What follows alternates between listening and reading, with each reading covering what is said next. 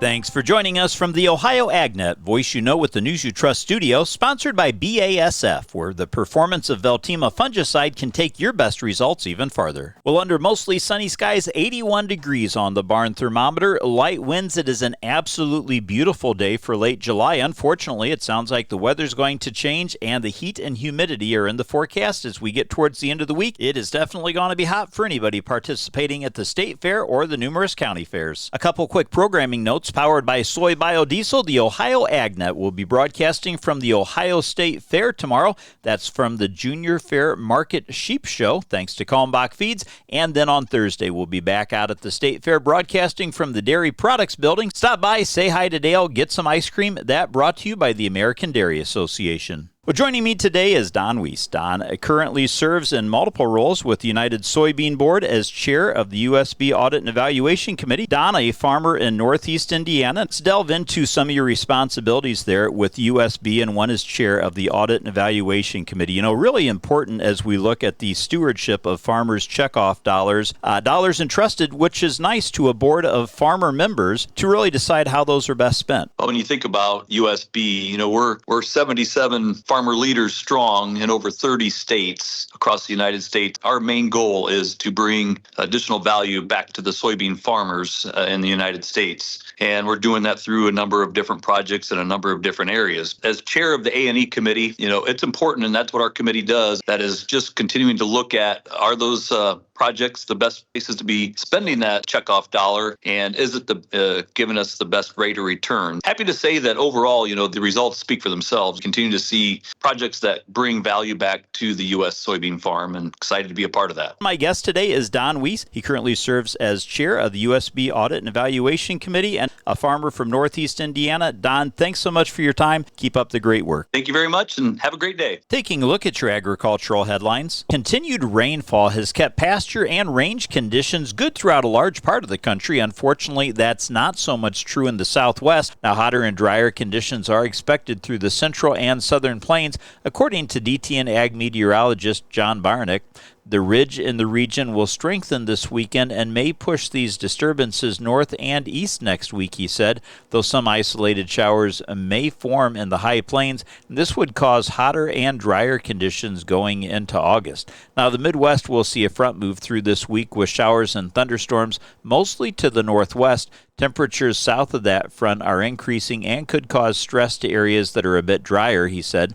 More rain is expected through the northern plains and through next week, making good growing conditions in early August. The increase in moisture has led some challenges with weed growth in pasture and hayfields, especially throughout the Midwest. Now, Iowa State University Extension forage specialist Shelby Gruss said regular pasture monitoring and addressing weed issues early can help improve minimal long-term impacts. In predominantly grass-based pastures, selective broadleaf herbicides can be used effectively without harming the forage species, he said. Well, let's take a quick look at your weather forecast brought to us by Seed Consultants. Simply better performance. Online at seedconsultants.com. Dry and warm for the balance of your Tuesday. I'm Chief Meteorologist Ryan Martin. Let's take a look at that Ohio Ag weather update. Right now, not looking at a lot here for this afternoon. Partly to mostly sunny skies, warmer than yesterday, but cooler than what it's going to be tomorrow.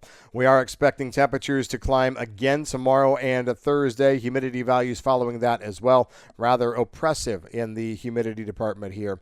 Pop-up thunderstorms are going to be in the forecast for late Thursday night, right on through Friday and into the weekend. Combined over the 3-day stretch, Friday through the weekend, I think we can see anywhere from a quarter to 2 inches, depending on where you're at. Strong thunderstorms going to have to drive the upper end of that rain range. I'm Ryan Martin. Thanks, Ryan. Stay tuned. We'll be back to take a look at your markets after this. Be aware, ticks are there. As you head outdoors, remember to avoid tall grass, wear light-colored full-coverage clothing, and use EPA-registered repellent. Be sure to thoroughly check for ticks after you head in for the day. If you find any ticks, remove them carefully with tweezers and watch for symptoms such as fever, headache, or rash. For more information on ticks and tick bite prevention, head over to ohio.gov/ticks. Friday, July 25th is Recovery Ohio's Mental Health Day at the Ohio State Fair. Visit the Department of Mental Health and Addiction Services, the Department of Insurance, and other state agency booths. Join us on Friday, July 25th for Recovery Ohio's Mental Health Day at the Ohio State Fair. We'll see you there. Let's take a look at how your market's closed for a Tuesday, brought to us by Seed Consultants. Simply better performance. Online at seedconsultants.com. A mixed day of trade as the markets close. We find September corn trading down 4.5 cents at $3.99 1/4. December new crop corn down 4 1/4 at $4.18. August soybeans closed down 4 3/4 cents at $10.10 1/4, with November new crop beans down 1/2 penny at $10.25 1/2, and wheat for September closed the day 7 1/4 cents higher, $5.49 1/2. In livestock, August live cattle closed the day down 25 cents at $224.97 1/2. August lean hogs closed 40 cents higher at $107.75. Feeder cattle for September were up 87.5 cents. This is the Ohio AgNet.